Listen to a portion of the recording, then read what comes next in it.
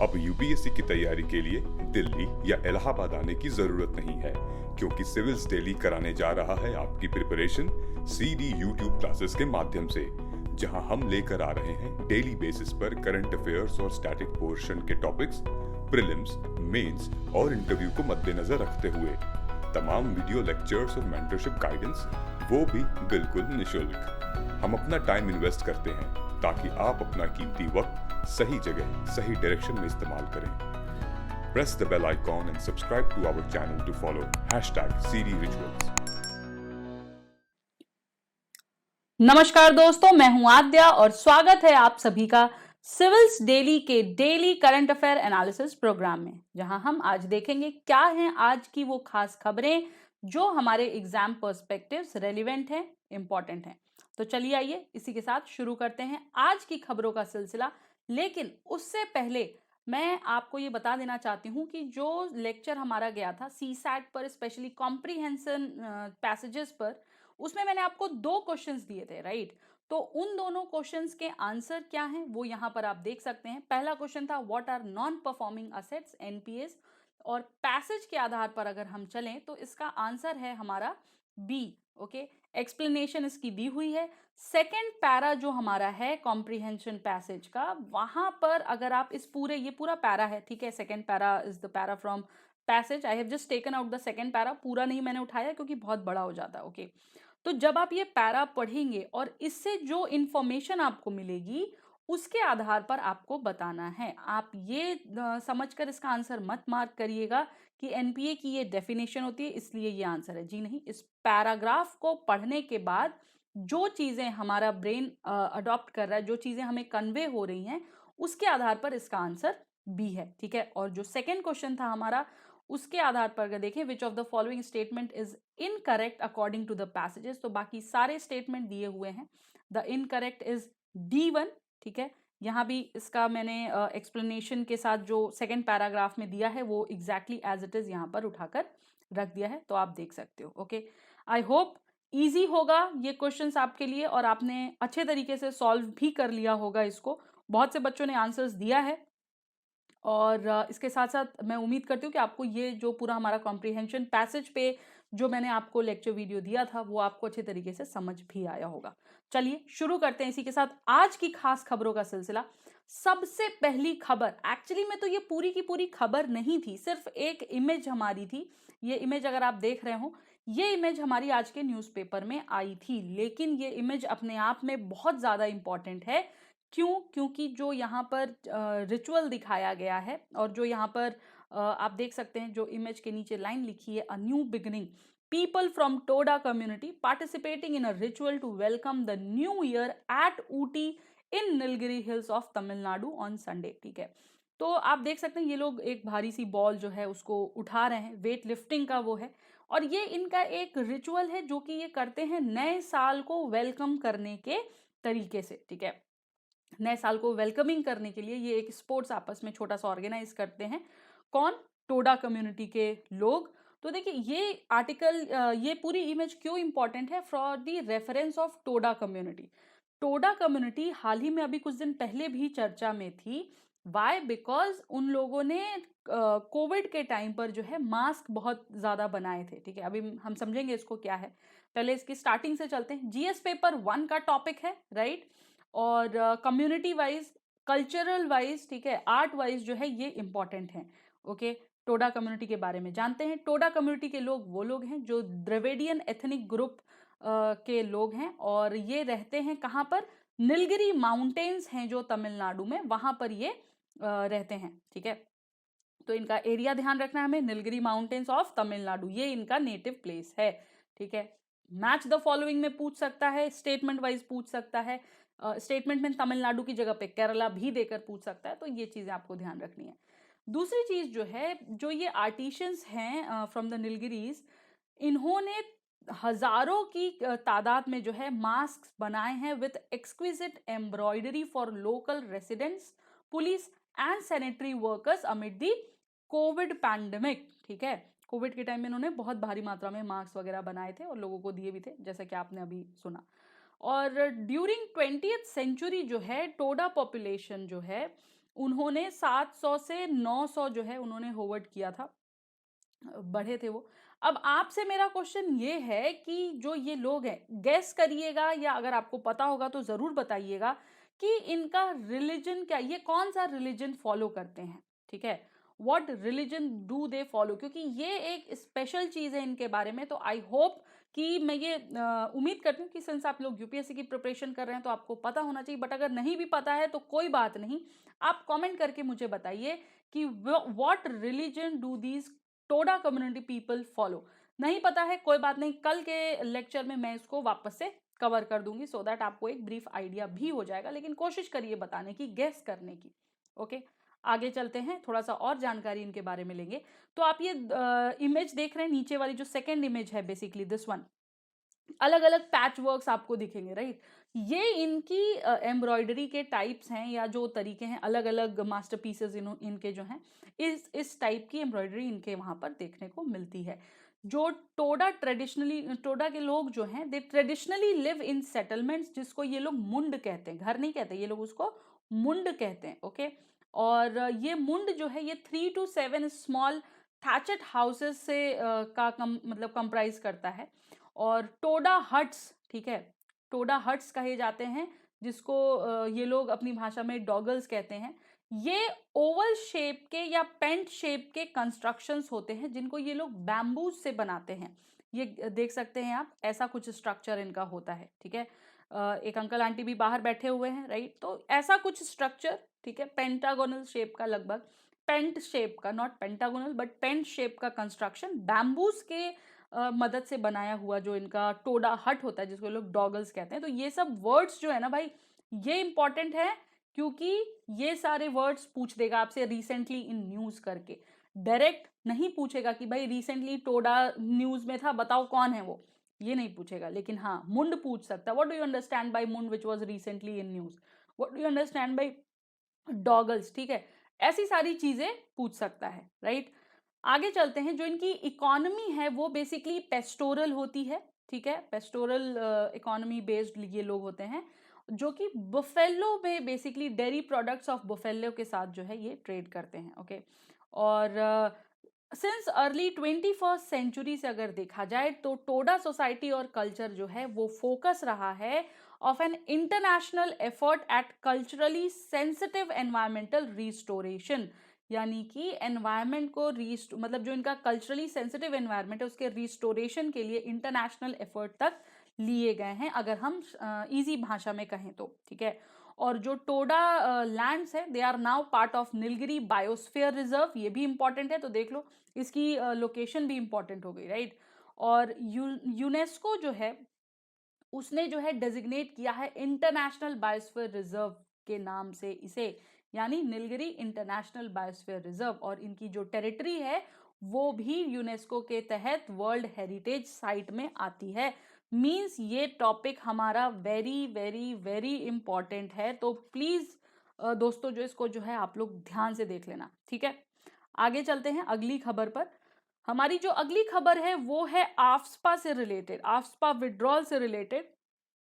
आपको पता होगा अगर आप हमें फॉलो कर रहे हैं तो दिसंबर फर्स्ट वीक में, मुझे एग्जैक्टली डेट नहीं याद है, बट हाँ 5 या 6 तारीख के आसपास जो एक दुखद घटना घटी थी, जहां पर 13 civilians were killed in the Mon district by the AFSPA, ठीक है। और कहीं ना कहीं मिसअंडरस्टैंडिंग की वजह से जो है गलत अटैक हो गया था इन लोगों पर, और उसके बाद से लेकर अब तक आफ्स्पा रिमूवल की डिमांड लगातार जो है जारी है, ठीक है। तो हमारी जो दूसरी खबर है आज की वो है आफ्स्पा से रिलेटेड, आफ्स्पा विड्रॉल से रिलेटेड।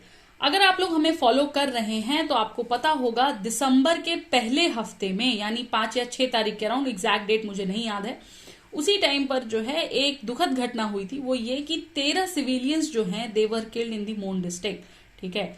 और आर्म फोर्सेस ने जो है बाय मिस्टेक सिविलियंस को जो है वो टेररिस्ट एक्टिविटीज या टेररिस्ट ग्रुप समझकर जो है हमला कर दिया था, ठीक है।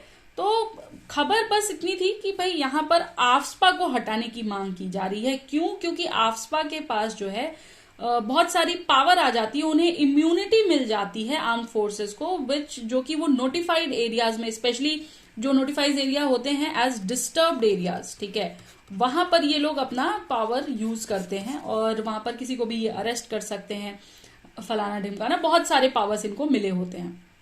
तो जो आज की हमारी खबर है वो इस चीज से रिलेटेड है कि जब ये एक्ट हुआ था उस टाइम से आफ्सपा रिमूवल की डिमांड चल रही थी। उसी के तहत एक कमेटी बिठाई गई है to study the possibility of withdrawing the AFSPA, मतलब क्या क्या वो पॉसिबल मूव्स हो सकते हैं जिसके तहत आफ्सपा को हटाया जा सकता है। ठीक है, तो इसलिए ये कमेटी गठित की गई है। अब इस कमेटी को हेड कौन कर रहा है, तो it is headed by additional secretary in the union, additional secretary of north east region. ठीक है, मेंशन कर दिया है मैंने, in the union home ministry and Nagaland chief secretary and DGP plus IG of Assam rifles and representative of CRPF. Right, इन लोगों द्वारा जो है ये कमेटी हेड की जा रही है और इन्हें जो है अपनी रिपोर्ट सबमिट करनी है 45 डेज के अंदर। ठीक है, कि भाई क्या होगा आगे का जो भी है, withdrawal of the disturbed area notification होनी चाहिए, आफ्सपा होना चाहिए, नागालैंड से या सारे नॉर्थ ईस्ट स्टेट से क्या चीजें हैं, पूरे मुद्दे का एक डिटेल स्टडी इन लोगों को प्रेजेंट करना है। तो यही है और इसी से रिगार्डिंग जो है ये न्यूज आज की थी खबर में। इस आफ्सपा के पूरे टॉपिक को हमने 2 दिन बहुत डिटेल रूप से कवर किया है। एक हमारा देखिए मैंने बोला था ना 5 या 6 के आसपास है, 7 दिसंबर का, और दूसरा है हमारा 6 दिसंबर का। तो अगर आप लोगों को कुछ भी डाउट है तो आप इन दोनों देश के करंट अफेयर्स को विजिट करके समझ सकते हैं। राइट, हमारी जो तीसरी खबर है वो है फूड एड से रिलेटेड। ठीक है, और डिफेंस इक्विपमेंट से रिलेटेड मोजाम्बिक को इंडिया ने फूड एड और डिफेंस इक्विपमेंट दिए हैं।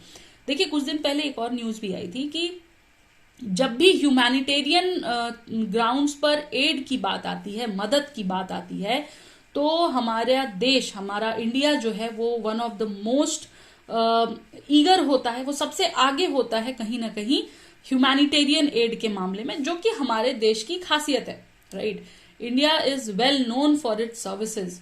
ओके, और स्पेशली जब भी किसी देश को मदद पड़ी हो, चाहे वो नेपाल हो, चाहे वो भूटान हो, चाहे वो बांग्लादेश हो, चाहे वो पाकिस्तान ही क्यों ना हो, इंडिया ने हमेशा आगे बढ़कर मदद की है। तो यहां पर जो बात है वो है, देश का नाम है मोजाम्बिक को जो है हेल्प दी जा रही है। किस प्रकार से, तो इंडिया ने सबसे पहले तो 2 फास्ट इंटरसेप्टर्स क्राफ्ट, ठीक है, 2 फास्ट इंटरसेप्टर क्राफ्ट, FIC आप इसको कह सकते हैं, फास्ट इंटरसेप्टर क्राफ्ट। ठीक है, ये 2 इन नंबर्स ये दिया है फॉर सेल्फ डिफेंस इक्विपमेंट के नाम पर ये दिया गया है।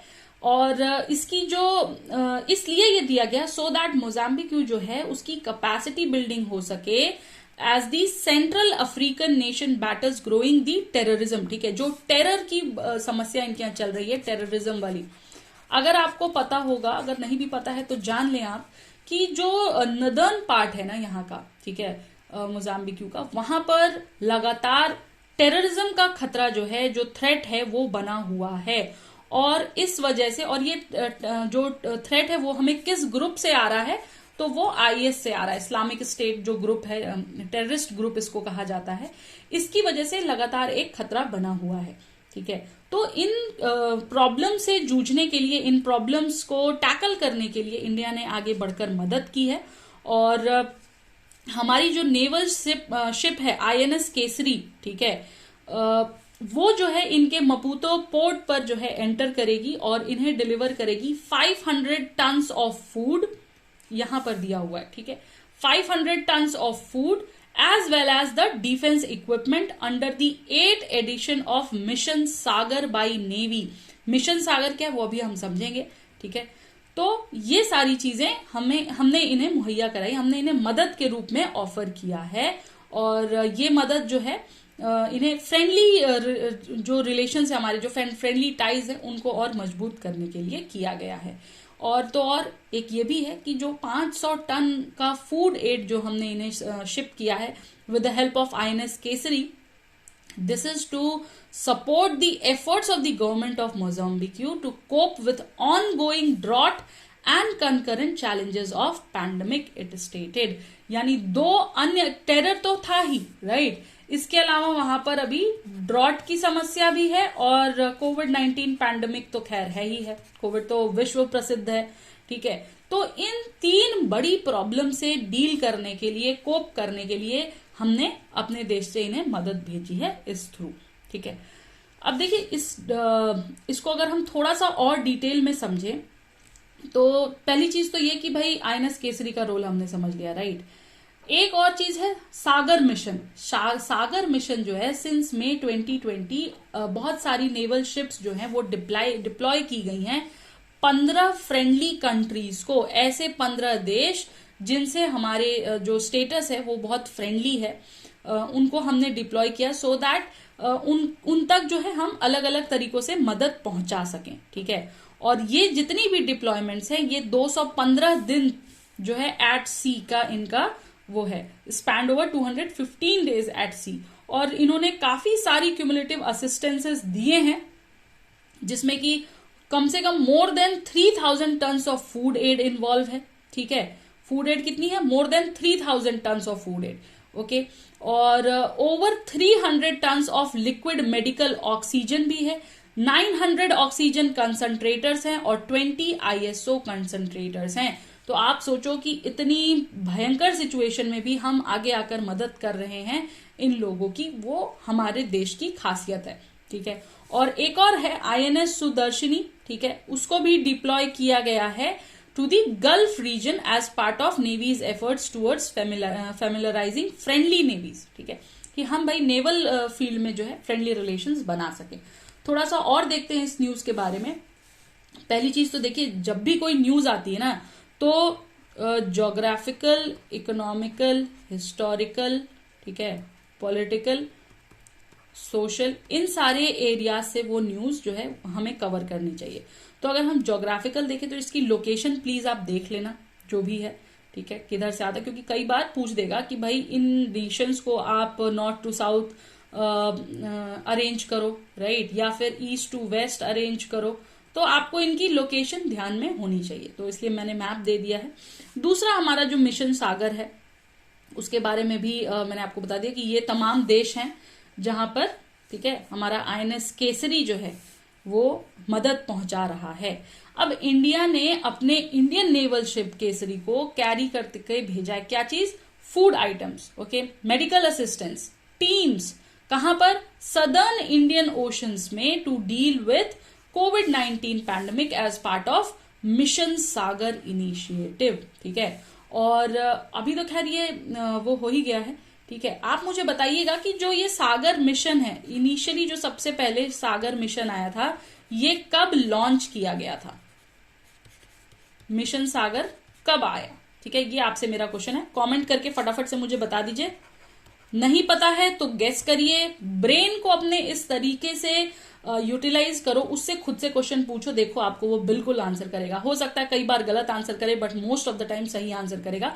तो वो चीजें अगर हम प्रैक्टिस करेंगे एग्जाम तक तो वो हमें सही आंसर भी करने लग जाएगा, ठीक है। तो हमें अपने ब्रेन को ट्रेन करना है अपने हिसाब से, ओके। जो कंट्रीज, जो देश इन्वॉल्व हैं सागर मिशन के तहत, वो हैं हमारे मालदीव्स, ठीक है, Mauritius, Madagascar, Comoros, Seychelles and इन लोगों ने जो है इंडिया से रिक्वेस्ट किया है for assistance in dealing with कोविड-19 पैंडेमिक। और Mauritius, Madagascar, Comoros, Seychelles along with La Reunion are part of Indian Ocean Commission, IOC जिसे हम कहते हैं, ठीक है।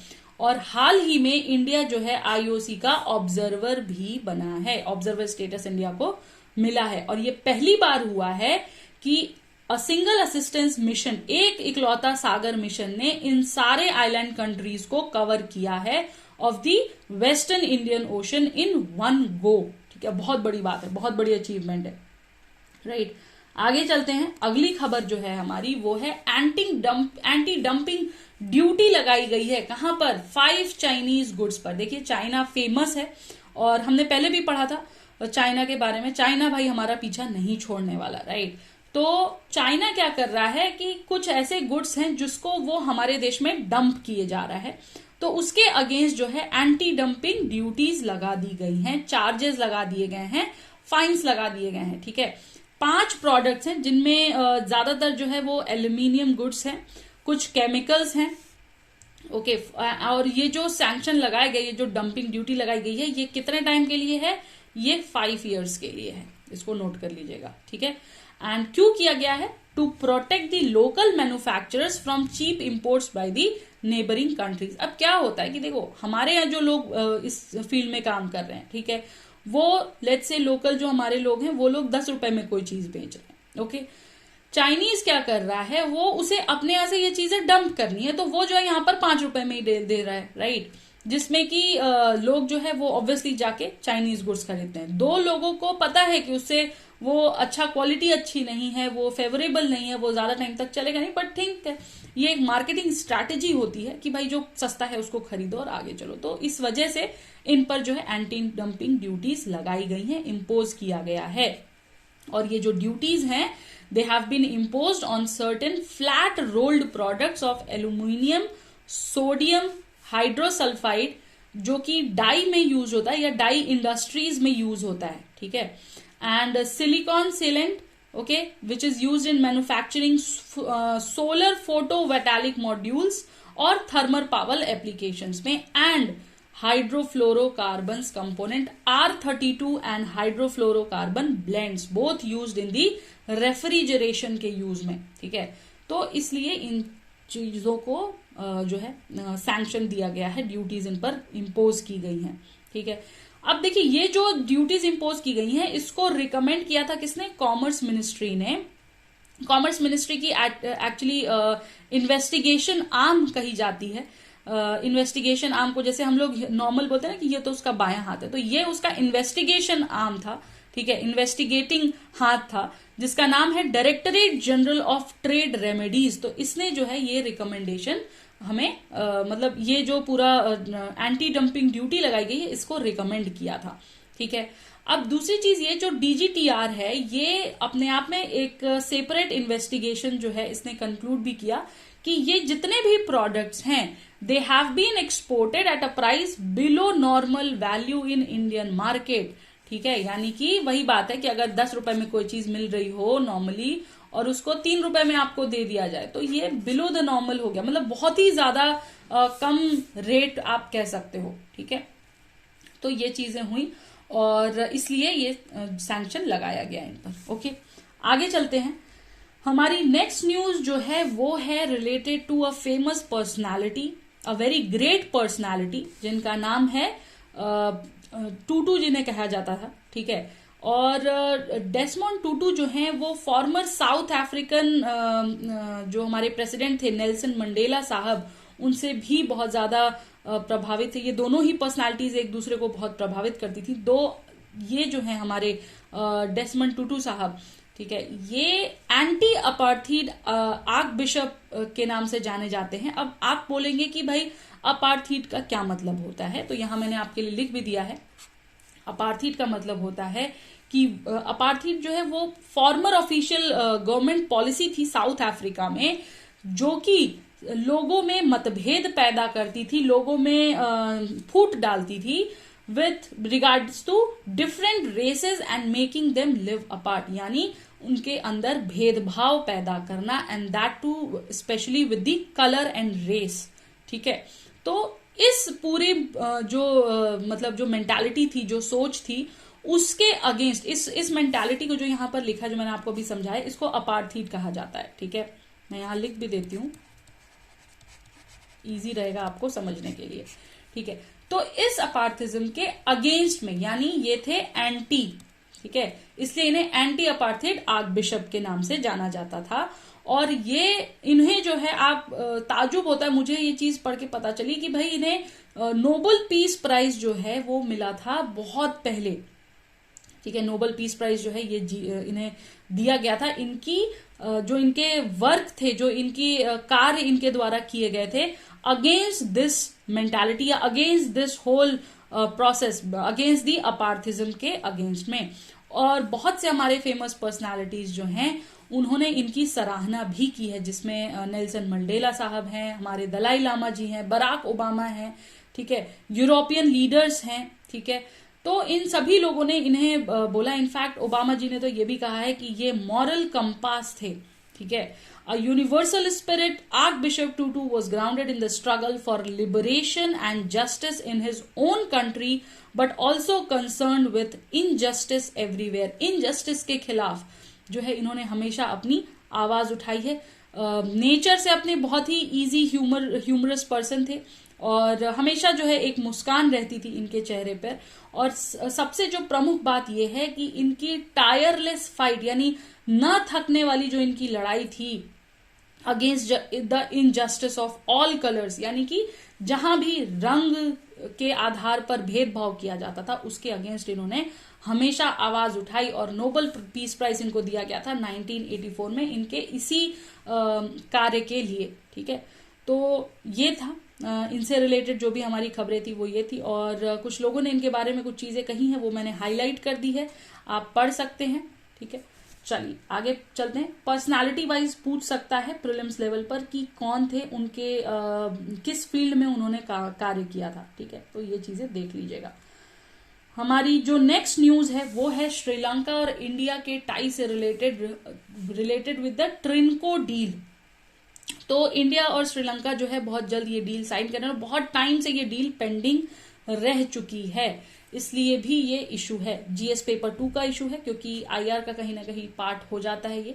अब ट्रिनको डील क्या है? तो ट्रिनको डील का जो पूरा मुद्दा है वो है to jointly develop the Trincomalee oil tank farms, ठीक है। ऑयल टैंक फार्म से रिलेटेड है और इंस्ट्रक्शंस जो है वो दिए जा चुके हैं बेसिकली साइलॉन पेट्रोलियम कॉरपोरेशन को कि इन्हें जो है अपनी एक सब्सिडियरी कंपनी बनानी है ट्रिनको टर्मिनल लिमिटेड के नाम से। तो ये नाम इंपॉर्टेंट है, ये देख लेना आप।